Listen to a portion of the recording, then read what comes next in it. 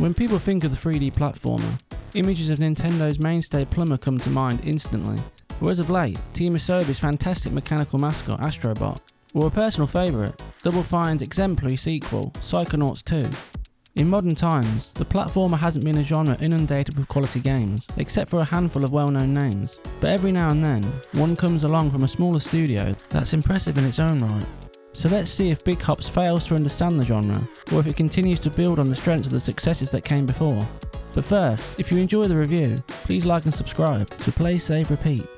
Originally a game I'd seen on Kickstarter, Big Hops arrives from developer Lookshot Games, a pure 3D platformer that trades combat encounters for environmental obstacles and navigational puzzles, that trusts the player's ingenuity to figure out their own path through a level. Initially, I thought this would impact the game, but it's actually Big Hops' secret ingredient, a reliance on emergent gameplay that isn't a facsimile of its inspirations, but rather the fulcrum that sets it apart from its peers. In Big Hops, you play as Hop, a young frog that is stuck in a rut. Whilst camping near his mother's house with his sister, Lily, Hop laments how he craves adventure and wants to see what the world has to offer. But deep down, he is anchored to the forest where he lives by his innate responsibility to help care for his family, torn between his dreams and what he feels are obligations. However, Hop wanders away from the forest path and stumbles on an ethereal voice that wants his help. In return, he'll make all of Hop's dreams of adventure come true. He reluctantly helps the voice and is kidnapped and forced on a long journey to help a manipulative spirit called Dis, to collect purple orbs called Dark Drips. Only, Dis refuses to say why he wants them, and only after Hop has collected them will he send him home. It's a classic setup befitting many a video game or coming-of-age story about self-discovery, identity, and the push and pull between following your dreams and the responsibility to your loved ones. The focal question, how do we balance aspirations and responsibilities, is at the heart of every level. Hop meets a cast of characters going through similar struggles and fights, whilst going about it in different ways, each a lesson Hop can learn from to reflect on his own quandary. What stood out from the get-go was the sheer number of characters in the world, all fully voiced by SAG-level talents such as Steve Blum, who's famous for voicing Spike Spiegel in Cowboy Bebop. Each actor gives their characters their own personality. This is especially true of the core cast Hop meets during the main story, a mysterious crime-stopping rabbit, a jaded otter, and a crew of wily pirates. Then, there's Hop at the heart of the story, a soft-spoken and compassionate, if a little naive, young frog that reminds me of Aang's naivety and driven spirit from Avatar: The Last Airbender, Steven Universe's empathetic and introspective nature from Steven Universe, and Sora's reliance on forming bonds in Kingdom Hearts, the kind of narrative heart that allows for opportunities for personal growth, whether through Hop being manipulated and deceived due to his inexperience, or seeing how toxic decisions can be, the perfect mirrors for an introspective story. Lookshot Games deepens Hop's character further by the inclusion of dialogue choices. They don't alter the story, but the conversation options add flavour to let players mould their own version of Hop, allowing you to react to each of the different perspectives from the 3 episodic-like main stories built within the overarching plot, from being entangled in organised crime, to stories about environmental disasters. Both the narrative design and writing set the tone through humorous and well-written dialogue, and the odd document, which perfectly creates a tonal fusion, somewhere between Psychonaut 2's strong and unique characterisation and Avatar: The Last Airbender's charm and humour. The majority of Big Hops is split into 3 colourful expansive levels: Red Desert, Open Ocean, and Shattered Mountain, each containing a separate story that Hop gets involved in as he searches for airship parts to build a way to return home. But first, in the opening tutorial, you're introduced to the basic controls and gameplay mechanics, an accessible form of onboarding to learn Hop's parkour moveset, even if it may take some time for younger players to master. You learn quickly that there's more to Hop's movement than meets the eye. He can run, jump, squat then jump for extra height, dive, climb walls until his stamina gauge runs out, slide, aim to throw items in slow motion, wall run, swim, crawl through vents, and even more. And that's without even mentioning Hop's tongue-based abilities.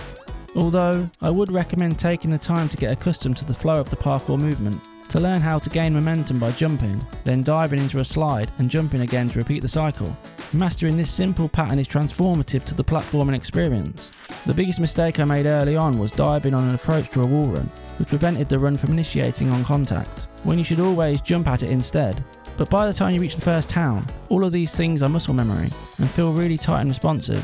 But where Big Hop stands out is in the emergent gameplay elements that continuously encourage creativity. From the first semi-open area, in the desert, you're set loose inside the experimental sandbox to explore and find veggies that act as Hop's traversal tools to get around the environment. Early veggies include a mushroom that turns into a trampoline to reach higher platforms, acorns that sprout into thick trunk-wide vines that don't consume your limited stamina when using them, and chilies that ignite into flames. All of these veggies and many more are necessary tools to reach your goal on your own terms. To help with this player-led gameplay, Lookshot Games gives Hop a backpack that acts as an inventory to store throwable items, gear, and whichever veggies you want to keep in reserve just in case you choose to use them to proceed. But whilst these normal levels evoke many a platformer, from Super Mario Sunshine to Super Mario Odyssey, it's the intermission levels between the bigger levels set in a place called the Void that are clearly inspired by the great Super Mario Galaxy. In these, you enter Dis's domain as a form of bridge between levels, and use purple veggies to throw at glowing orbs that opens up perspective and gravity shifting paths. The moment I leapt across a gap and the gravity pulled me upside down, I remembered fondly my first time on one of Super Mario Galaxy's planets. These are shorter, linear levels, but offer up a nice break between the larger levels. Even though platforming and veggie gameplay are the main mechanics of getting around in Big Hops, there's still more gameplay elements that get introduced over time to keep the game fresh and interesting. Although there isn't any combat against regular enemies in the traditional sense, there are a few boss encounters that require the use of Hop's tongue to dismantle an enemy, which felt like a nice bookend to some levels. Lookshot Games continues to cleverly evolve and introduce gameplay elements throughout each main level, a great example of good game design. No place is this clearer than when stealth was introduced in the sewer level, where you need to choose which veggies to use to bypass enemy patrols, memorising routes in order to use vegetable tightropes to circumvent them. Whereas, in the ocean level, Hop is able to explore underwater by using a veggie able to spawn air bubbles. Each new layer freshens up the experience, and is as enjoyable as the last. And being a frog, I'd be remiss if I didn't mention Hop's main tool, his tongue. This allows him to swing in the air from certain objects, press and pull levers, turn switches, and pick locks via a fun mini-game where you must guide Hop's tongue through the lock to sequential numbers before reaching the exit. Outside of the main quest, Big Hops contains a treasure trove of side activities and collectibles within each town and semi-open environment.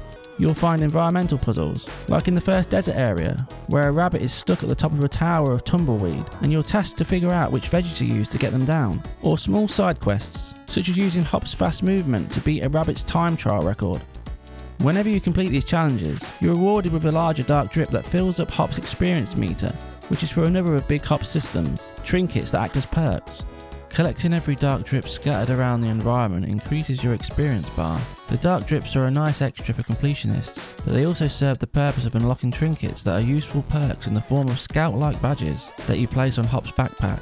Perks improve your abilities and offer bonuses, such as reducing the cost of items in shops, multiplying the amount of veggies that you can store in your backpack, and improving the time your stamina lasts when Hop climbs.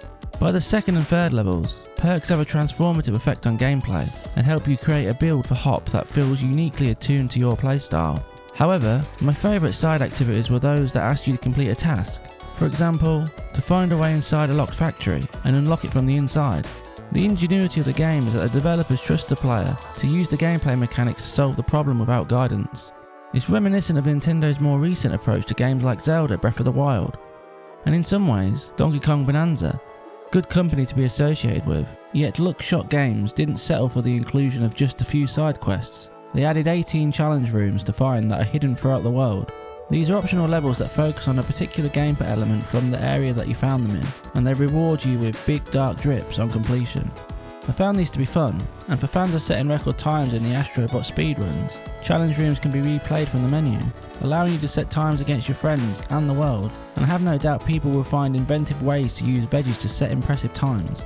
But that's not all, there's enough collectibles to please any lover of collectathons. Whilst the backpack can hold veggies, it also stores gear like binoculars, which can highlight every insect in sight. Which brings me to the main collectible outside of the dark drips, insects. Throughout his journey, Hop can use his tongue to grab insects and scan them for informative tidbits, and then deliver them to a bug collector in exchange for rewards. But the bug collector isn't the only shop in the game. Big Hops has its own economy, a currency of gold coins that can be found from the classic smashing of pots and other means. Every level has a general store where you can buy useful items, like wallet and health upgrades, and a machine that lets you craft stamina potions to temporarily double your stamina gauge. There are also smaller places that sell food, but the other main establishment is the clothes store. Here you can buy unique items like hats, full outfits unique to the area, and various dyes to alter the colour of your clothes. But in order to change the colour, you need to collect flower petals found in the world and exchange them at the machine inside the Emporium. If you're a player that likes to customise your character, there's a good selection of options and colours. Away from the stores, Hop has other gadgets to unlock with blueprints, a camera which serves as a photo mode, and secret tapes to find for a music player. For $20, there's an impressive amount of content, especially if you decide to go for the complete 100% playthrough and all achievements. Accomplishments you can even carry on pursuing after the credits roll. But what struck me when I first launched the game was the visual presentation. Don't expect extreme end ray traced graphics. Big Hops takes the Nintendo approach of a beautiful art style and a development team in sync with a clear creative vision. Thin pixels outline everything in a way that adds a depth of colour that subtly blends into the character models and environments. It gives a unique cartoon look that is more nuanced and fit for purpose for Big Hops than something like the thick cel-shaded lines of Jet Set Radio or Parappa the Rapper. This vibrant style runs at a solid frame rate and crisp resolution on all three platforms that I tried the game on. I played the majority of the game on the PC, but I also spent a few hours of my 12-hour plus playtime on the Steam Deck. The portable performed flawlessly, set to 40 or 60 frames per second, and looked visually as close to the desktop version as you can get on a handheld. The perfect device to use to go back and try to beat those times in the challenge rooms. I also played the PS5 version for a few hours, which again, performed great and looked vivid on an OLED television. The only version I didn't try was the Nintendo Switch, but the developer says it runs well on the platform, and with how well it performs on the Steam Deck, I can only imagine a Nintendo Switch being another solid option if you're looking for a new platformer to play. Lastly, the final piece of what makes Big Hops tick is the audio design. Starting with the score, Big Hops is instrumentally varied, give each level a different flavour and soundscape. Each town and location has a distinct sense of place. One of my favourites is the relaxed steel drum laced track for Junktown in the ocean level. It seemed to imbue the spirit of how Grant Kirkhope gives levels a clear musical identity, and reminded me of a more laid-back version of Koji Kondo's Super Mario Sunshine soundtrack. But outside of the score and voice work, Lookshot Games have taken care to breathe life into every sound in the world. Everything adds to the experience, from the rustle of garbage being thrown, to jumping into the sea, and Hop's tongue whacking against things. Although, it must be said, the creepy crawlers that Hop collects weren't the only bugs I experienced in the game. I did experience a couple of very minor bugs during my playthrough, nothing game breaking or difficult to fix, and by launch I fully expect the developers to have updated the game to fix these little things. Other than that, I had a couple of camera clipping issues when climbing in tight and inconvenient spaces, but most of the time, the camera felt great. My only other complaint was about the first open desert area. It felt disjointed at first, but this feeling faded as I became accustomed to the flow of the game. Despite this, from the moment I arrived at the desert town, the game felt more curated and kept improving and reinventing gameplay elements all the way to the end. A gargantuan task to balance challenge, player discovery, and the feeling of progression. For fans of 3D platformers and freeform emergent gameplay, Big Hops delivers a fun and engaging experience with top quality voice work that not even many of the biggest studios include. It's an easy game to recommend to anyone, especially when you consider the reasonable price of $20. For a genre that has few quality consistent releases each year outside of the big studios, Lookshot Games has created a worthy platformer inspired by said peers that goes in its own impressive directions and can stand side by side with them. Big Hops is an impressive game from a small studio that I already believe will end up being one of the best platformers of the year. 8.5 out of 10. If you enjoyed the review of Big Hops, please like and subscribe to Play Save Repeat and hit the notification bell. Thanks for watching. Until next time,